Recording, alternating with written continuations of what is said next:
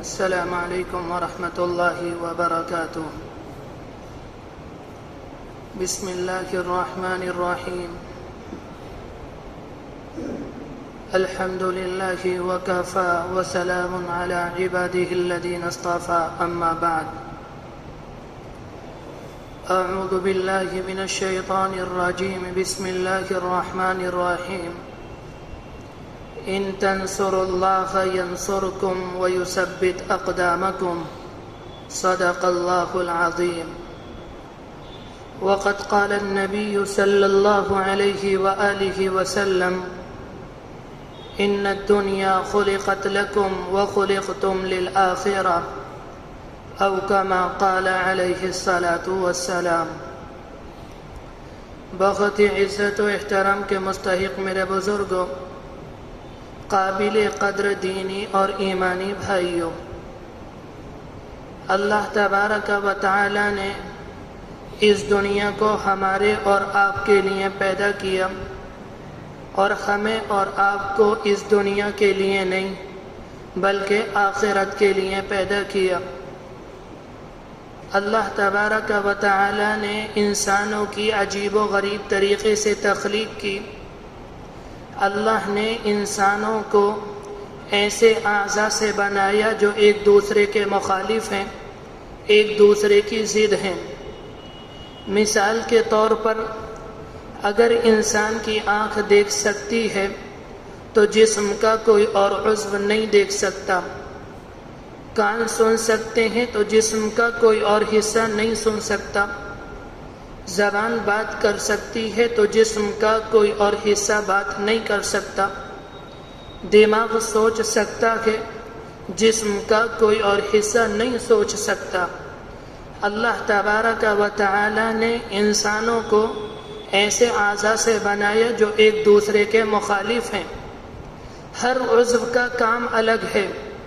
آنکھ کا کام دیکھنا ہے، کان کا کام سننا ہے، زبان کا کام بات کرنا ہے، دماغ کا کام سوچنا ہے، ہاتھوں کا کام پکڑنا ہے، پیروں کا کام چلنا ہے۔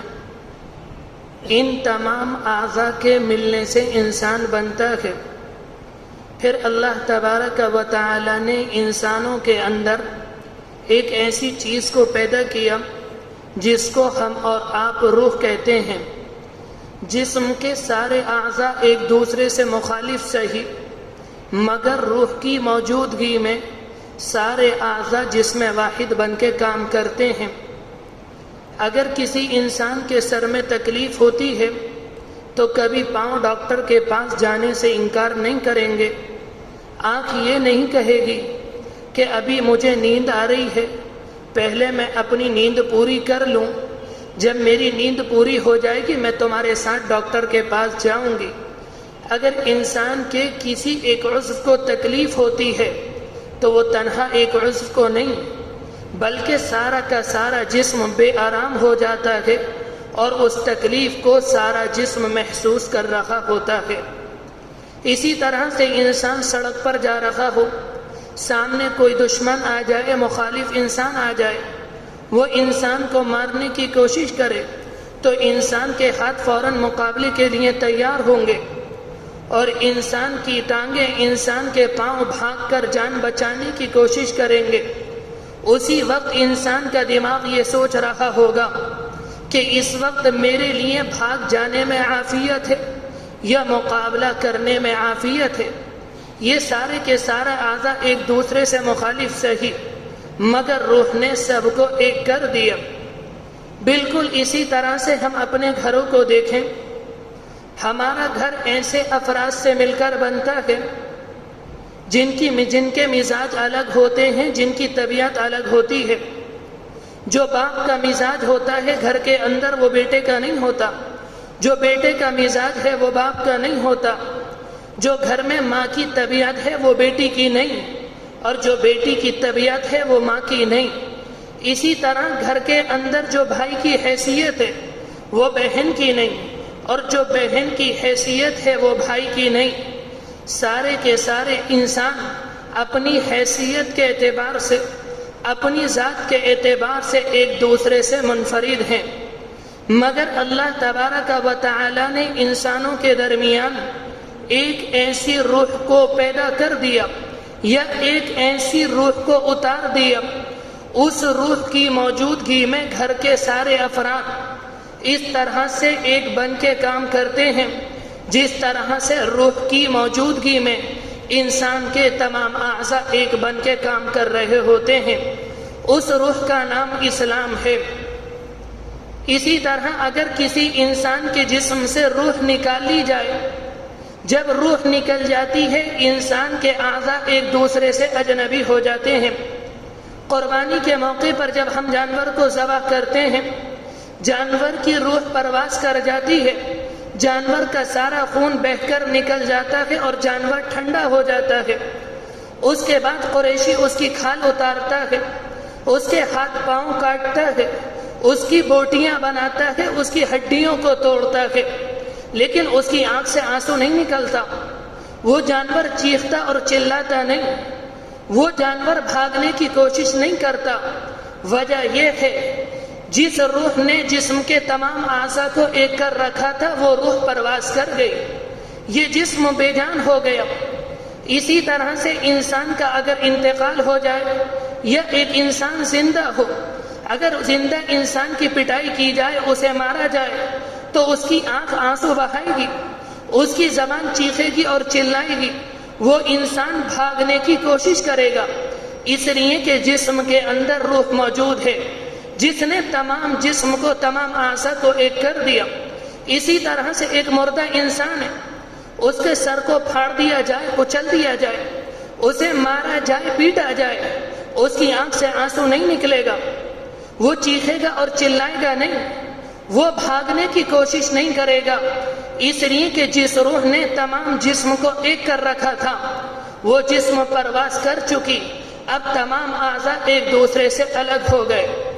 بالکل اسی طرح سے جس گھر کے اندر اسلام ہوتا ہے اس گھر کے اندر دلوں میں محبت ہوتی ہے، وہاں بچوں کے ساتھ والدین شفقت کا معاملہ کرتے ہیں، بچے بڑوں کا احترام کرتے ہیں، اس گھر کے اندر کینہ اور حسد نہیں ہوتا، ان کے دل پاک ہوتے ہیں۔ جس گھر کے اندر اسلام ہوتا ہے اس گھر کے اندر اگر کوئی ایک انسان بیمار ہو جائے، تمام انسانوں کو، تمام بھائیوں کو فکر ہوتی ہے کہ جلد از جلد میرا بھائی صحیح ہو جائے۔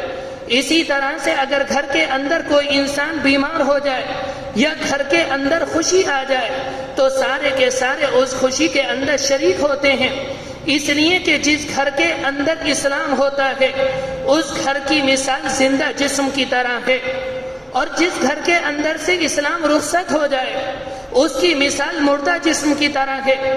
جب اسلام گھر سے رخصت ہو جاتا ہے، گھر میں قرآن مجید نہیں پڑھا جاتا، گھر میں پیغمبر کی سنتوں پر عمل نہیں ہوتا، اگر گھر کے اندر ایک انسان بیمار ہوتا ہے تو دوسروں کو فکر نہیں ہوتی، دوسرے یہ سوچ رہے ہوتے ہیں یہ ٹھیک ہو یا بیمار، ہمیں اس کی کوئی پرواہ نہیں۔ میرے بھائیوں، جب گھر سے دین رخصت ہو جاتا ہے تو گھر کے افراد ایک دوسرے سے اس طرح سے بے تعلق ہو جاتے ہیں جس طرح سے جسم سے روح نکل جانے کے بعد جسم کے تمام اعضاء ایک دوسرے سے بے تعلق ہو جاتے ہیں۔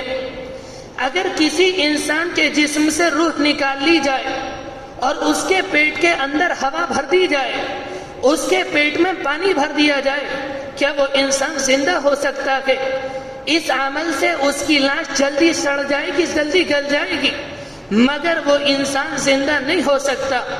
اسی طرح سے اگر کسی گھر کے اندر سے دین اسلام کو نکال لیا جائے، پیغمبر علیہ السلام کی تعلیم کو نکال لیا جائے اور اس گھر کے اندر انسانوں کے بنائے ہوئے طریقے حیات کو داخل کیا جائے، کیا اس طریقے حیات سے انسانوں کے دلوں میں محبت آئے گی؟ کیا انسانوں کے دلوں میں والدین کے لیے وہ احترام ہوگا؟ کیا والدین اپنے بچوں کے ساتھ وہ شفقت کا معاملہ کریں گے؟ نہیں۔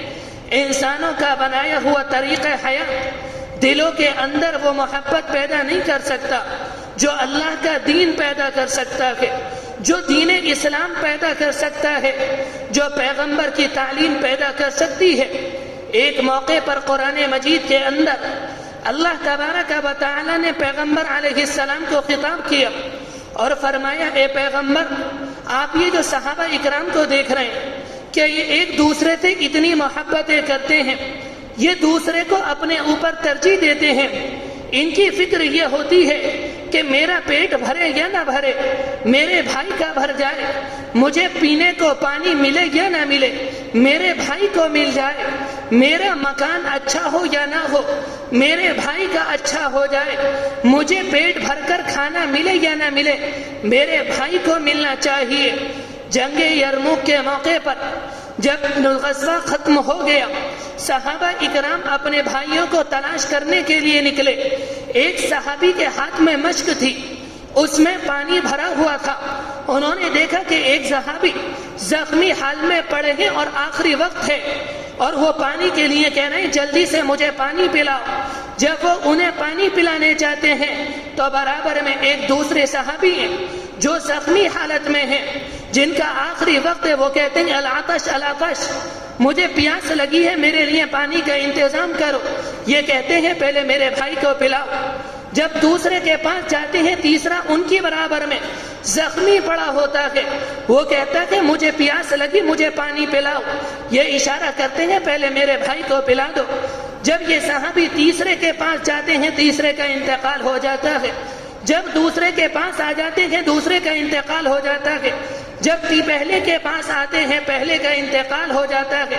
انہوں نے پیاس کی وجہ سے اپنی جان تو قربان کر دی، لیکن اپنے آپ کو اپنے بھائی پر ترجیح نہیں دی۔ تو پیغمبر علیہ السلام سے کہا گیا یہ جو آپ صحابہ اکرام کے اندر محبتیں دیکھ رہے ہیں، یہ کیا ہے؟ یہ اللہ کا فضل، اللہ کا کرم، اللہ کا احسان ہے۔ پھر قرآن مجید کے اندر کہا اے پیغمبر اگر آپ دنیا کی ساری دولت خرچ کر دیتے، ان کے دلوں میں وہ محبت پیدا نہ کرتے جو اللہ نے ان کے دلوں کے اندر پیدا کر دی۔ اللہ تبارک و تعالی نے پیغمبر علیہ السلام پر قرآن مجید نازل کیا، اور قرآن مجید اس لیے نازل کیا تاکہ آپ لوگوں کو تاریکی سے نکال کر روشنی کی طرف لے کر آئیں، تاکہ بھٹکے ہوئے لوگوں کو اللہ کی طرف لے کر آئیں۔ کتاب انزلناہ الیک، یہ کتاب ہم نے آپ کے اوپر نازل کی، لتخرج الناس من الظلمات الی النور، تاکہ آپ لوگوں کو اندھیروں سے نکال کر روشنی کی طرف لے کر آئیں۔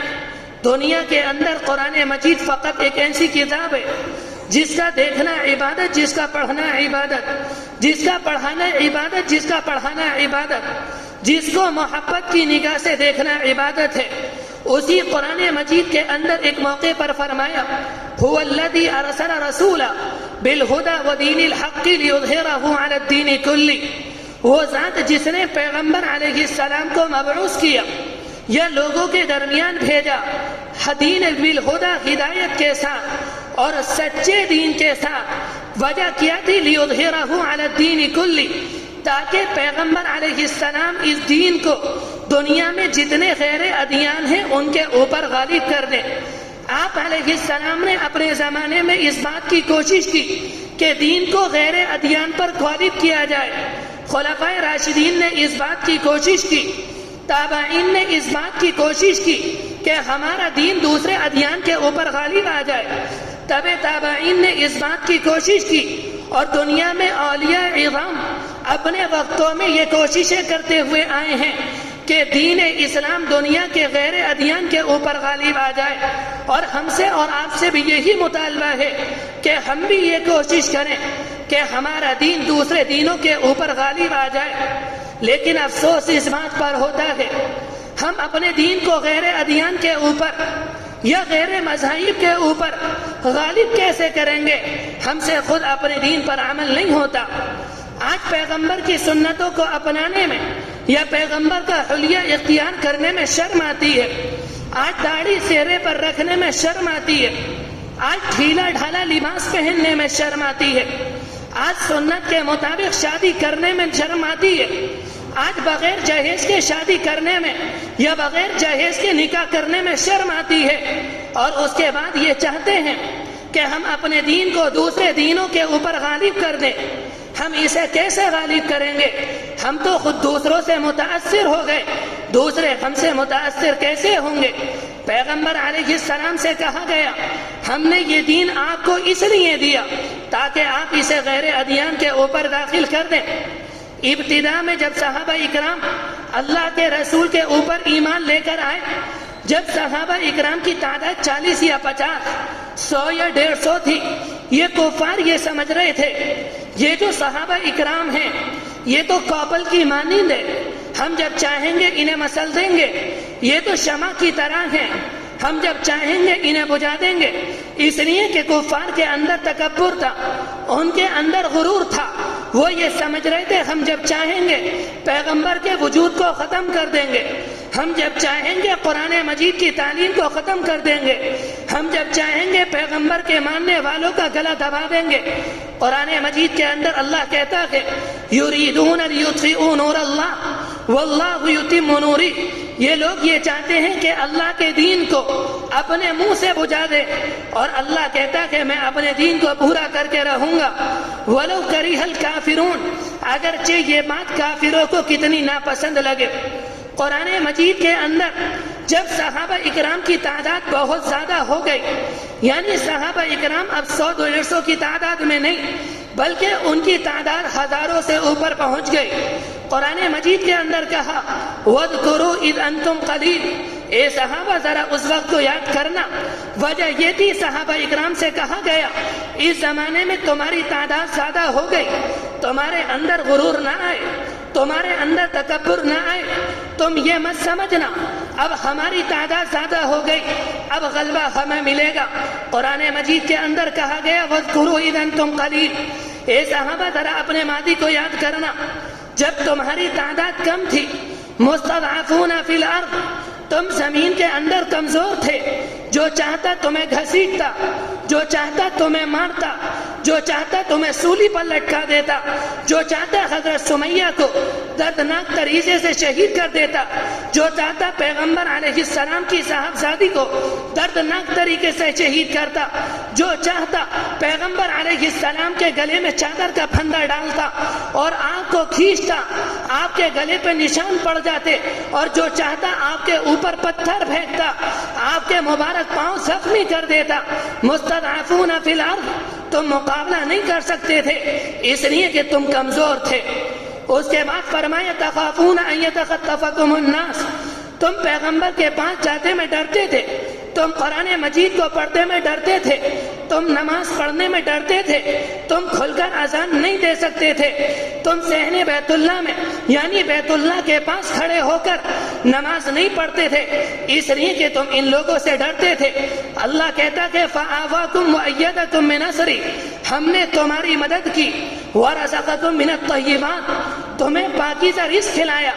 جب لوگ ناپاک گوشت کھا رہے تھے ہم نے تمہیں ناپاک گوشت سے بچایا، جب لوگ شراب پی رہے تھے ہم نے تمہیں شراب کے پینے سے بچایا، جب لوگ یتیموں کا مال اچک رہے تھے اور غصب کر رہے تھے ہم نے تمہیں یتیم کے مال کھانے سے بچایا۔ وَرَزَقَكُم مِّنَ الطَّيِّبَاتِ، اس طریقے سے ہم نے تمہیں پاکیزہ رزق کھلایا۔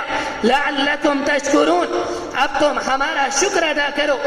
ابتدا میں صحابہ اکرام کی تعداد کم تھی۔ میرے بھائیوں اس زمانے میں ہمارے اوپر حالات آتے ہیں، ہم اور آپ پریشان ہو جاتے ہیں۔ پریشان اس وجہ سے ہوتے ہیں ہم لوگ اخبار دیکھ کر فیصلہ کرتے، اخبار پیغمبر کا نہیں، اخبار دوسروں کا ہے۔ ہم لوگ واٹس ایپ دیکھتے ہیں، یوٹیوب دیکھتے ہیں، اس کے بعد موبائل دیکھتے ہیں اور غیروں سے متاثر ہو جاتے ہیں، جس کی وجہ سے ان کا خوف ہمارے دلوں میں آ جاتا۔ اگر ہم نے ان چیزوں کو نہ پڑھا ہوتا، ہم نے پیغمبر کی تعلیم پر عمل کیا ہوتا، ہم قرآن مجید پڑھ رہے ہوتے اور قرآن مجید کا ترجمہ پڑھا ہوتا تو آج ہمارے اندر خوف نہ ہوتا، ہمارے اندر اطمینان ہوتا۔ اگر ہمارے اوپر حالات آتے ہم لوگ کیا کرتے ہیں؟ چار باتیں دوسرے کو سناتے اور چار باتیں اس کی سنتے، اس کے بعد مطمئن ہو جاتے اور یہ سمجھتے ہیں کہ جو ہمارا فرض تھا باتوں کے ذریعے ہم نے اپنا فرض ادا کر دیا۔ میرے بھائیوں اس طرح سے فرض ادا نہیں ہوگا۔ اگر امت کے اوپر حالات آئیں ہمیں پیغمبر علیہ السلام کے زمانے کو دیکھنا پڑے گا، ہمیں صحابہ اکرام کی زندگی کو دیکھنا پڑے گا، ہمارے اوپر کیا حالات آئے حالات تو ان کے اوپر آئے، اور جب ان کے اوپر حالات آئے انہوں نے کیا کیا؟ پیغمبر علیہ تنہا صحابہ کے اکرام کے اوپر حالات نہیں، حالات پیغمبر علیہ السلام کے اوپر آئے۔ جب صحابہ اکرام کے اوپر بہت زیادہ حالات آئے، مشرکین نے صحابہ اکرام کو مارنا شروع کیا، انہیں گھسیٹنا شروع کیا، ان کی نمازوں پر پابندی لگا دی، اور اس بات پر پابندی لگا دی تم کھل کر قرآن نہیں پڑھ سکتے۔ پیغمبر علیہ السلام نے صحابہ اکرام سے کہا تم مدینہ منورہ ہجرت کر کے چلے جاؤ، وہاں جا کر قرآن پڑھنا آسان ہوگا، وہاں جا کر نماز پڑھنا آسان ہوگا۔ صحابہ اکرام نے مدینہ جانے لگے، مدینہ ہجرت عام ہو گئی، اکثر صحابہ اکرام ہجرت کر کے مدینہ منورہ چلے گئے۔ قریش یہ سمجھنے لگے مدینہ منورہ کے اندر پیغمبر کی ایک جماعت ہو گئی، جس طرح سے ہم یہاں پر ظلم کر رہے تھے ہم مدینہ میں جا کر ظلم نہیں کر سکتے، مدینہ میں جا کر ہم انہیں روک نہیں سکتے، مدینہ میں جا کر ہم ان کی نمازوں پر پابندی نہیں لگا سکتے۔ ان لوگوں نے یہ منصوبہ بنایا جس طرح سے یہ لوگ ہجرت کر کے جا چکے، اس طرح سے ایک دن آئے گا کہ اللہ کے رسول بھی ہجرت کر کے چلے جائیں گے۔ وہ لوگ دار الندوہ میں آئے۔ دار الندوہ ایک مشرک قصی ابن کلاب کا مکان تھا، اس میں یہ سارے سردار جمع ہوئے اور ان لوگوں نے مشورہ کیا ہمیں کیا کرنا چاہیے۔ ایک بدبخت نے یہ مشورہ دیا کہ بہت شاندار موقع ہے، ان کے ساتھی مدینہ منورہ چلے گئے، یہاں پر ان کے ماننے والے اب بہت کم ہیں، پیغمبر علیہ السلام کو شہید کر دیا جائے۔ دوسرے انسان نے یہ مشورہ دیا کہ قتل تو نہ کیا جائے، انہیں قید خانے میں ڈال دیا جائے۔ اور تیسرے انسان نے یہ مشورہ دیا کہ انہیں جلا وطن کر دیا جائے۔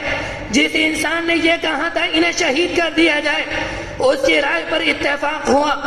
ان لوگوں نے یہ کہا عرب کے اندر جتنے قبائل ہیں سب سے ایک ایک نوجوان لیا جائے اور سب کو پیغمبر کے دروازے پر کھڑا کر دیا جائے، اور جب صبح کے وقت میں پیغمبر اپنے مکان سے نکلیں سب ایک ساتھ پیغمبر پر حملہ کریں، اس طرح سے اللہ کے رسول کو نعوذ باللہ شہید کر دیا جائے۔ اللہ نے اللہ کے رسول کو وحی کی، ان لوگوں نے یہ منصوبہ کیا اور کہا پیغمبر جب یہ آپ کے دروازے پر ہوں آپ کو مکان کے اندر رہنا ہے، آپ کو پہاڑوں میں نہیں جانا، آپ کو اپنے مکان سے نہیں نکلنا۔ اللہ کے رسول گھر کے اندر تھے، یہ لوگ صبح کے وقت میں گئے اور جا کر دروازے پر کھڑے ہو گئے۔ اللہ کے رسول سورہ یاسین پڑھتے ہوئے اپنے مکان سے نکلے۔ قرآن مجید کا جملہ ہے فَأَغْشَيْنَاهُمْ فَهُمْ لَا يُبْصِرُونَ۔ یہ جو مشرکین کھڑے تھے اللہ کہتا کہ ہم نے ان کے اوپر غشی طاری کر دی، ہم نے ان کے اوپر نیند طاری کر دی، ہم نے ان کے اوپر اونگ طاری کر دی۔ پیغمبر ان کے درمیان سے نکل گئے اور انہیں احساس تک نہیں ہوا۔ ہم نے اس طرح سے اپنے پیغمبر کی مدد کی۔ ایک وقت وہ آیا کہ اللہ کے رسول ہجرت کر کے مدینہ چلے گئے، مدینہ میں جا کے غزوہ بدر ہوا جس میں یہ مشرکین ناکام ہوئے۔ اس کے بعد غزوہ احد ہوا جس میں مشرکین کو کامیابی نہیں ملی۔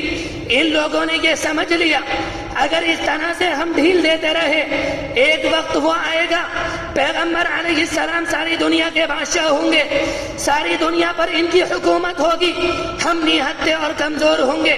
مشرکین منافقین ایک ہوئے، یہود نے ان کا ساتھ دیا، انہوں نے کہا سب مل کر مدینہ منورہ پر حملہ کریں گے اور مدینے پر حملہ کر کے مدینے کی اینٹ سے اینٹ بجا دیں گے، پیغمبر کے جتنے صحابہ ہیں ان کے وجود کو ختم کر دیں گے۔ ان لوگوں نے یہ منصوبہ بنایا، اللہ کے رسول کو اطلاع ملی اس طرح سے یہ لوگ یہ مشن کر رہے ہیں، ان کا مقصد یہ ہے کہ مدینے پر حملہ کریں۔ یہ غزوہ خندق کا موقع تھا، ان لوگوں نے تقریباً 10,000 کا لشکر جمع کیا، وہ سارے کے سارے چلے۔ اللہ کے رسول نے صحابہ اکرام کو جمع کیا اور مشورہ کیا اس موقع پر کیا کرنا چاہیے۔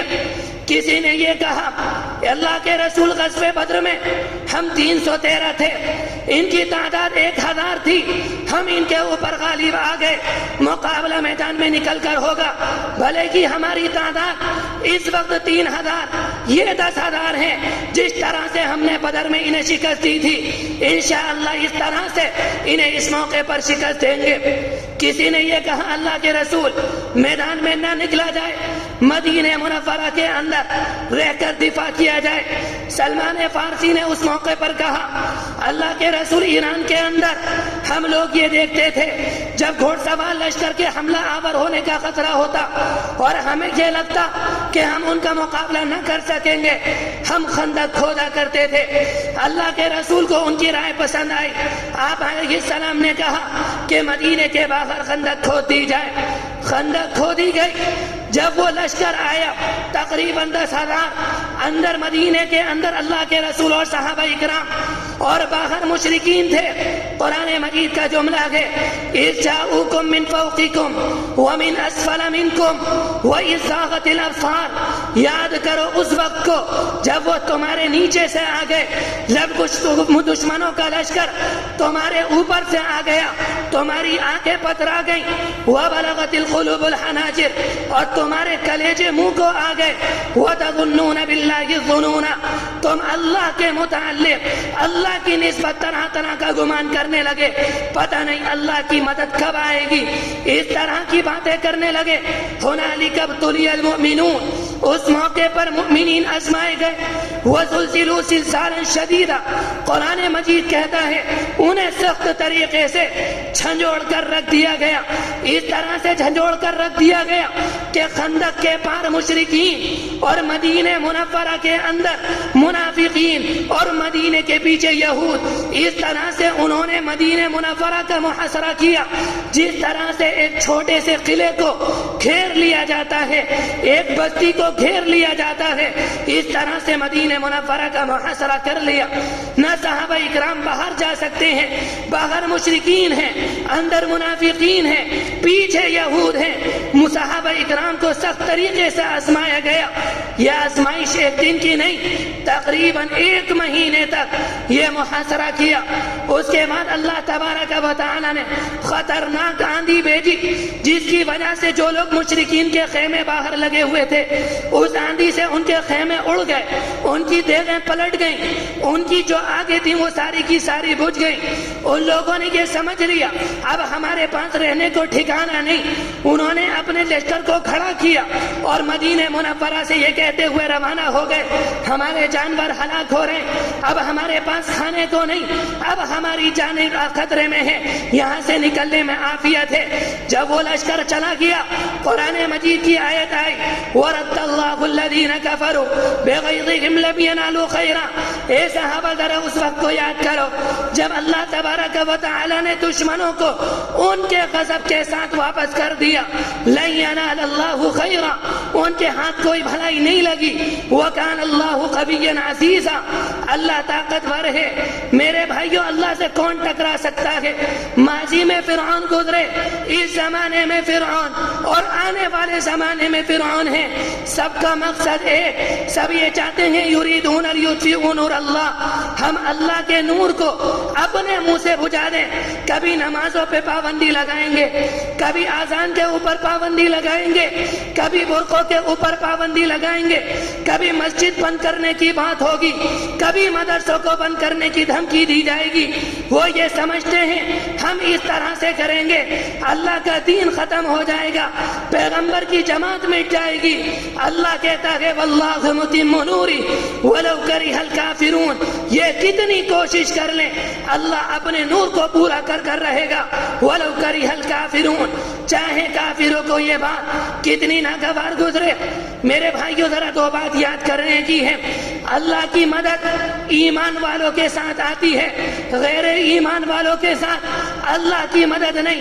اسی طرح سے جو اللہ کے نافرمان بندے ہیں ان کے ساتھ بھی اللہ کی مدد نہیں۔ قرآن مجید کے اندر فرمایا وعد اللہ الذین آمنوا منکم وعملوا الصالحات، اللہ نے وعدہ کیا کہ ان لوگوں سے جو لوگ ایمان لے کر آئے اور نیک کام کرتے ہیں، جو نمازوں کی پابندی کرتے ہیں، جو 20% زکوٰۃ کی ادائیگی کرتے ہیں، جو اپنے آپ کو گناہوں سے بچاتے ہیں، جو حرام سے اجتناب کرتے ہیں، جو حلال کو اختیار کرتے ہیں، جو پیغمبر کی تعلیم پر عمل کرتے ہیں، ان کے لیے اللہ کی مدد آتی ہے، اور جو اللہ کے نافرمان ہیں ان کے لیے اللہ کی مدد نہیں آتی۔ ہم اور آپ یہ سمجھتے ہیں نافرمان مشرکین ہیں، نافرمان یہود ہیں، نافرمان یسارا ہیں۔ میرے بھائیو، اللہ کا نافرمان وہ بھی ہے جو نماز نہیں پڑھتا، جو پیغمبر کی سنتوں پر عمل نہیں کرتا، جو قرآن مجید کو سامنے رکھ کر زندگی نہیں گزارتا، چاہے وہ ایمان والا کیوں نہ ہو۔ اگر ہم اور آپ بھی نافرمان ہوں گے، ہمارے لیے اللہ کی مدد نہیں آئے گی۔ قرآن مجید میں فرمایا ان تنصروا اللہ ینصرکم، تم اللہ کی مدد کرو، اللہ تمہاری مدد کرے گا۔ اللہ کی مدد کیا ہے؟ پیغمبر کے طریقے پر 100% عمل کیا جائے، نمازوں کی پابندی کی جائے، روزے رکھے جائیں، آنکھوں کی حفاظت کی جائے، کانوں کی حفاظت کی جائے، زبان کی حفاظت کی جائے، حرام سے بچا جائے، حلال کو اختیار کیا جائے، پیغمبر کے طریقے پر 100% عمل کیا جائے۔ جو اس طرح سے عمل کرتا ہے وہ اللہ کی مدد کرتا ہے، اور جو اللہ کی مدد کرتا ہے اللہ اپنے اس بندے کی مدد کرتا ہے۔ میرے بھائیوں، جو کچھ کہا اللہ تبارک و تعالی کہنے سننے سے زیادہ عمل کرنے کی توفیق نصیب فرمائے، ہمیں اپنا بندہ بنا لے، گناہوں سے بچنے کی توفیق عطا فرمائے، نمازوں کی پابندی کی توفیق عطا فرمائے، جو لوگ دنیا سے جا چکے ان کی مغفرت فرمائے، جو لوگ بیمار ہیں انہیں شفا عطا فرمائے، ہمیں اور آپ کو آخری دم تک نبی اکرم علیہ السلام کے دین پر عمل کرنے والا بنا دے۔ وآخر دعوانا ان الحمد للہ رب العالمین۔